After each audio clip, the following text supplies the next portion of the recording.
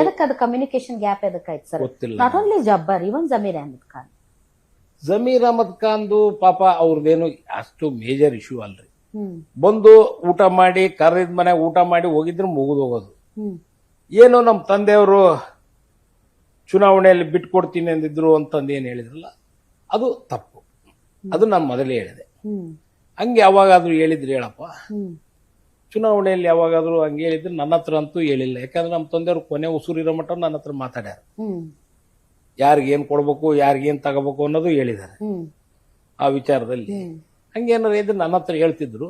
ಅದೊಂದು ಸಾಧಿಕ್ಕೂ ಸ್ಪಷ್ಟ ಪ್ರಚಾರ ಯಾವ್ದ್ರಾಗ ಮೊನ್ನೆ ನಮ್ದು ಅವ್ರದ್ದು ಲೈವ್ ಟೆಲಿಕಾಸ್ಟ್ ಇತ್ತು. ಆ ರೀತಿಯಲ್ಲಿ ಅದು ಒಂದೊಮ್ಮೆ ಕ್ರಿಯೇಷನ್ ಅನ್ನಿಸ್ತು. ನಾನು ಅವಾಗ ರಿಯಾಕ್ಟ್ ಮಾಡಿದೆ. ಯಾಕೆ ಜಮೀರ್ ಅಹಮದ್ ಯಾಕೆ ಕ್ರಿಯೇಟ್ ಮಾಡಿದ್ರು? ಕ್ರಿಯೇಟ್ ಮಾಡಿಲ್ಲ, ಪಾಪ ಅವ್ರಿಗೂ ಗೊತ್ತಿದ್ದಿಲ್ಲ. ಅಲ್ಲ, ಗೊತ್ತಿಲ್ಲ ಸುಮ್ನೆ ಏನೋ ಒಂದು ಒಗದು ಬಿಡೋದೇನ್ರಿ ಸರ್? ಸ್ವಾಭಾವಿಕವಾಗಿ ಗೊತ್ತಿಲ್ಲ, ಬಂದಾಗ ಕೇಳಿರ್ಬೇಕು, ಹೇಳಿರ್ಬೇಕು. ಅದಕ್ಕೆ ಹಂಗಾಗಿದ್ದಷ್ಟೇ. ಬಿಟ್ರೆ ಈಗ ನಾನು ನಿನ್ನೆ ದಿವಸ ಫಾರ್ ಎಕ್ಸಾಂಪಲ್ ನಾನು ಹಂಗೆ ಹುಡುಗಾಟಿಕ ನಕ್ಕಂತ ಮಾತಾಡಿದ್ವಿ. ಅವ್ರು ಬರೋದ್ ಬೇಡ ಅಂತ. ಬರೋದ್ ಬೇಡ ಅನ್ನಲಿಲ್ಲ, ಬರ್ಲಿಲ್ದು ಒಳ್ಳೇದಾಯ್ತು ಬಿಡ್ರಿ ಅಂತ, ಒಳ್ಳೇದಾಗ್ಬೋದು ಅಂದೆ. ಈಗ ನಾನು ಅವ್ರು ಮಾತಾಡ್ತೀನಿ, ಬರಕ್ ಕೇಳಿದೀನಿ, ಚುನಾವಣೆ ಕ್ಯಾನ್ವಾಸಿಗೆ ಬರ್ರಿ ಅಂತ ಹೇಳಿದೀನಿ. ಮುಖ್ಯಮಂತ್ರಿಗಳಿಗೂ ರಿಕ್ವೆಸ್ಟ್ ಮಾಡ್ಕೊಂಡಿದ್ದೀನಿ. ಮುಖ್ಯಮಂತ್ರಿಗಳಿಗೂ ಕೇಳ್ಬಿಟ್ಟು ನೀವು ಮಾತಾಡಿ ಒಂದು ಡೇಟ್ ಕೊಟ್ಟು ಆದಷ್ಟು ಬೇಗನೆ ಆಯ್ತು ಅಂತ ಒಪ್ಕೊಂಡಿದ್ದಾರೆ. 4th, 5th ಯಾವತ್ತಾದ್ರೂ ಬರ್ತೀನಿ ಅಂದಿದ್ದಾರೆ. ಬಟ್ ಬಹಳ ಕಸರತ್ತು ನಡೀತು ಸರ್. ಮೇಟಿ ಅವ್ರದ್ದು ಎಷ್ಟು ಈಸಿ ಆಯ್ತು ಅಷ್ಟು ಈಸಿ ನಿಮ್ದು ಆಗ್ಲಿಲ್ಲ. ಹಂಗೇನ್ ಅನಿಸ್ಲಿಲ್ಲ ನನಗೇನ. ಅಲ್ಲ, ನಾವು ನೋಡ್ತಿರ್ತೀವಲ್ರಿ sir, day to day basis ಅಲ್ಲಿ ಮೀಡಿಯಾಗಳು ಹದ್ದಿನ ಕಣ್ಣಿಟ್ಟು ನೋಡ್ತಿರ್ತೀವ್ರಿ sir, every moment, each and everybody. So Meti ಅವ್ರದ್ದು ಅವ್ರ ಫ್ಯಾಮಿಲಿ ಒಳಗಡೆನೆ ಇತ್ತು, ಇದು ಫ್ಯಾಮಿಲಿ ಹೊರಗಿತ್ತು. ಸೊ ಫ್ಯಾಮಿಲಿ ಒಳಗಡೆ ಇರ್ಲಿಲ್ಲ, ನಿಮ್ದು ಫ್ಯಾಮಿಲಿ ಹೊರಗಡೆ ಇತ್ತು.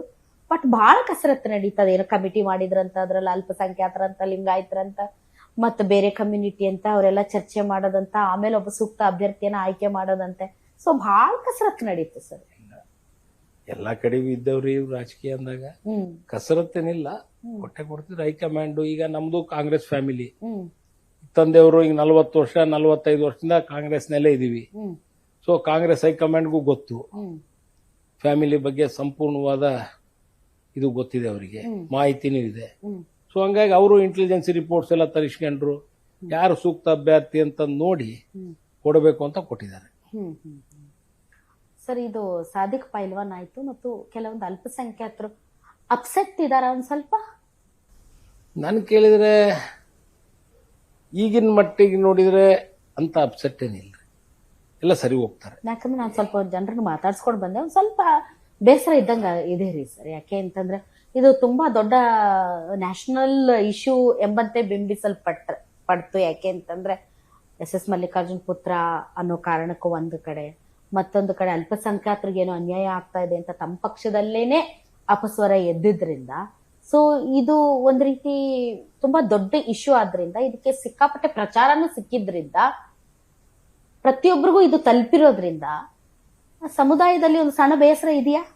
ಇಲ್ಲ, ಸ್ವಾಭಾವಿಕ. ಅದು ಚುನಾವಣೆ ಅಂದಾಗ ಮತ್ತೆ ಸ್ವಾಭಾವಿಕವಾಗಿ ಬರುತ್ತೆ. ಈಗ ನಾನೇನ್ ಹೇಳಿದೆ, ಯಾರಾದ್ರೂ ನಿಂತ್ಕೊಳ್ಳಿ, ಎಲ್ಲ ಕ್ಯಾಂಡಿಡೇಟಿಗೆ ಸೂಕ್ತವಾದಂತ ಕ್ಯಾಂಡಿಡೇಟಿಗೆ ಕೊಡ್ರಿ. ಅಲ್ಪಸಂಖ್ಯಾತರಿಗೆ ಕೊಡೋದ್ರೆ ಅಲ್ಪಸಂಖ್ಯಾತರಿಗೂ ಕೊಡ್ರಿ. ಎಲ್ಲ ಸಮಾಜದವ್ರನ್ನ ಜೊತೆ ಕರ್ಕೊಂಡೋಗಿ ಗೆಲ್ಲುವಂತ ಸೂಕ್ತವಾದಂತ ಅಲ್ಪಸಂಖ್ಯಾತರು ಹುಡುಕಿ ಅವ್ರಿಗೆ ಕೊಡೋಣ. ಕೊಟ್ಟಾಗ ಗೆಲ್ಬಹುದು. ನಮ್ಮ ಕಾಂಗ್ರೆಸ್ ಪಕ್ಷದ ಒಟ್ಟು ಅಭ್ಯರ್ಥಿ ಗೆಲ್ಬಹುದು.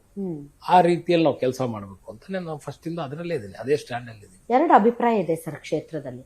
ಒಂದು ಅಭಿಪ್ರಾಯ ಇಲ್ಲ ಅಲ್ಪಸಂಖ್ಯಾತರು ಕೊಡಬಹುದಾಗಿತ್ತೇನು ಅಂತ.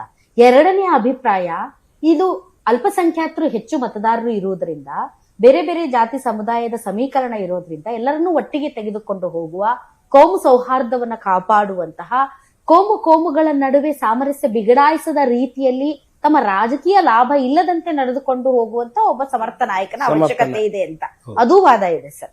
ಸೊ ಇನ್ ಫೇವರ್ ಆಫ್ ಸಮರ್ಥ, ಅದ್ರ ಬಗ್ಗೆ ಏನ್ ಹೇಳಿ? ಈಗ 94 ಇಂದ 93 ಕಮ್ಯುನಲ್ ಕ್ಲಾಶ್ ಆಯ್ತು, 92 ಅಲ್ಲಿ ಕಮ್ಯುನಲ್ ಕ್ಲಾಶ್ ಆಯ್ತು. ಫಸ್ಟ್ 18 ಜನ ಸತ್ರು, ಆಮೇಲೆ 4 ಜನ ಸತ್ರು. ಯಾವುದು ರಾಮ ಜನ್ಮಭೂಮಿ ಅಯೋಧ್ಯೆ ಇಶ್ಯೂ ಬಂದಾಗ, ಬಾಬ್ರಿ ಮಸೀದಿ ಆ ಇಶ್ಯೂ ಬಂದಾಗ, ಅವಾಗಿಂದ ನಾನು ನೋಡ್ತಾ ಇದ್ದೀನಿ. ಅವಾಗಾದ್ರೂ ಏನು 24 ಜನ ಸತ್ತಾಗೂ ನಮ್ಮ ತಂದೆಯವರು ಅವಾಗ ಹಿಂದೂಗಳಾಗಿರ್ಬೋದು ಮುಸ್ಲಿಂ ಆಗಿರ್ಬೋದು ಇಬ್ಬರಿಗೂ ಸಮಾಧಾನ ಮಾಡಿರ್ಬೋದು, ಪರಿಹಾರ ಕೊಟ್ಟಿದ್ದ ವಿಚಾರ ಆಗಿರ್ಬೋದು, ಅವರಿಗೆ ಟ್ರೀಟ್ಮೆಂಟ್ ಕೊಟ್ಟಿರೋ ವಿಚಾರ ಆಗಿರ್ಬೋದು, ಎಲ್ಲ ವಿಚಾರದಲ್ಲಿ ನಾವು ಇನ್ವಾಲ್ವ್ ಆಗಿ ಅವಾಗ್ನಿಂದ ಇಲ್ಲಿ ಮಠ ಯಾವುದೇ ಕಮ್ಯುನಲ್ ಕ್ಲಾಶ್ ಆಗಕ್ಕಂತೂ ಬಿಟ್ಟಿಲ್ಲ. ಒಂದು ನಮ್ದೇ ಒಂದು ರೀತಿಯಿಂದ ಏನು ಹೇಳ್ತೀವಿ, ನಮ್ಮ ಪ್ರತಿ ವಾರ್ಡ್ನಲ್ಲಿ ನಮ್ದೇ ಆದಂತ ಸೆಕ್ಯೂರಿಟಿ ಏಜೆನ್ಸಿಗಳ ಟೈಪ್ ವರ್ಕ್ ಮಾಡಿದ್ದಾರೆ ನಮ್ಮ ಕಾರ್ಯಕರ್ತರು. ಯಾವ ರೀತಿ ಕಮ್ಯುನಲ್ ಕ್ಲಾಶ್ ಆಗಕ್ಕೆ ಬಿಡಬಾರ್ದು, ಯಾವ್ದು ಒಂದು ಸಣ್ಣ ಇನ್ಸಿಡೆನ್ಸ್ ಆದ್ರೂ ಇಮಿಡಿಯೇಟ್ ಆಗಿ ಫೋನ್ ಮಾಡ್ತೀವಿ. ಫೋನ್ ಮಾಡಿ ಅವಾಗ ಕಂಟ್ರೋಲ್ ಮಾಡಿ ಪೊಲೀಸ್ನರ್ಗೆ ಹೇಳಿ, ಅವ್ರಿಗೆ ಹೇಳಿ, ನಮ್ಮ ಲೀಡರ್ಸ್ಗಳು ಹೋಗಿ ಸಮಾಧಾನ ಪಡಿಸಿ ಇಬ್ರು ಶಾಂತ ರೀತಿಯಿಂದ ನಡೆಸ್ಕೊಂಡು ಇಲ್ಲಿ ಮಟ್ಟ ಮಾಡ್ಕೊಂಬಂದೆ. ಸೊ ಅದು ಬಹಳ ಇಂಪಾರ್ಟೆಂಟ್. ಸರ್, ಈಗಿನ ಟ್ರೆಂಡ್ ಹೇಗಿದೆ ಅಂದ್ರೆ ಸರ್, ಎಲ್ಲವನ್ನು ಧರ್ಮದ ದುರ್ಬಿನಿಂದ ನೋಡುವಂತ ಸ್ಥಿತಿಗತಿಗಳು ನಿರ್ಮಾಣ ಆಗಿದೆ ಸರ್. ನೀವು ಯಾವುದೇ ಇಶ್ಯೂ ತಗೊಳ್ಳಿ, ಬಟ್ ತಮ್ಮ ಮಗ ಸಮರ್ಥ್ ಅವರ ದೃಷ್ಟಿಕೋನ ಹೇಗಿದೆ, ಅವರ ನೀತಿ ನಿಲುವುಗಳು ಹೇಗಿವೆ, ಮತ್ತು ಅವರು ಪ್ರತಿಯೊಂದು ವಿಷಯಗಳನ್ನ ನೋಡುವಂತಹ ದೂರದೃಷ್ಟಿ, ಒಂದು ಸಮರ್ಥ ನಾಯಕನ ಲಕ್ಷಣಗಳ ಆತನಲ್ಲಿ ತಾವು ಕಂಡಿದ್ದೀರಾ?